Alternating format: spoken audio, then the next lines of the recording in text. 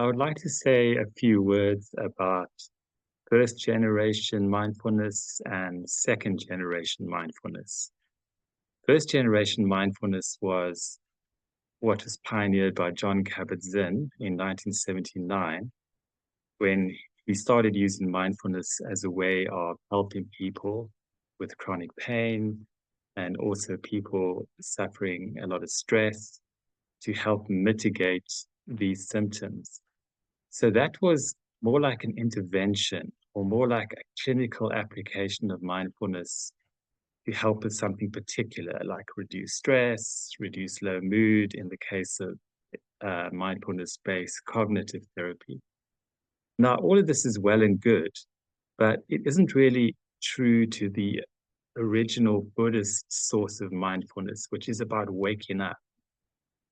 So this is where second generation mindfulness comes in maybe the last 10 to 15 years, in which now the focus is more on looking back to the Buddhist source of mindfulness in the Four Noble Truths and the Noble Eightfold Path.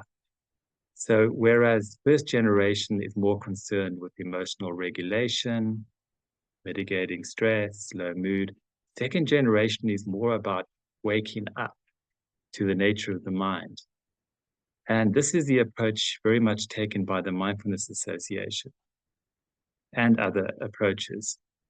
So the idea here is to draw on the wealth of the Buddhist teachings around compassion, in particular the four immeasurable qualities of loving kindness, compassion, joy, equanimity, and also drawing on the Buddhist teachings around things like impermanence, no self, emptiness. So this is really where second generation mindfulness is coming from. It's saying, look, the main project now is waking up. There's nothing wrong with emotional regulation. There's nothing wrong with mindfulness being clinical application. That's all well and good, but that's only part of the journey.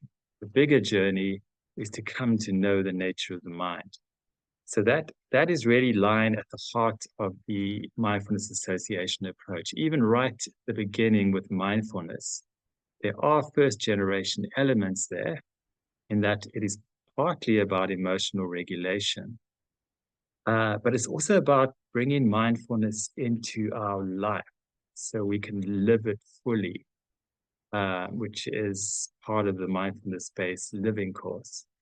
And as the modules develop into compassion, insight, wisdom, it's drawing more deeply on the Buddhist source and also other sources to really wake up and come to know our true or intrinsic nature, which is really the part of the Buddhist approach to mindfulness. So this just gives you a little insight or flavor of the difference between these two. And I think both are valuable. First generation is very valuable. It's very valuable for people to feel less stressed, less depressed. Emotional regulation is very valuable.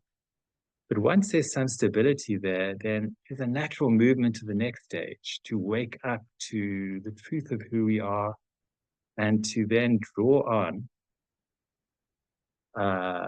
particularly Buddhist practices where mindfulness has come from, compassion practices, insight practices, so that we can embark on this deeper journey to really come to understand our deeper nature, what is sometimes called Buddha nature, our original sense of being at peace, free, okay. So this is the direction of travel of second generation mindfulness.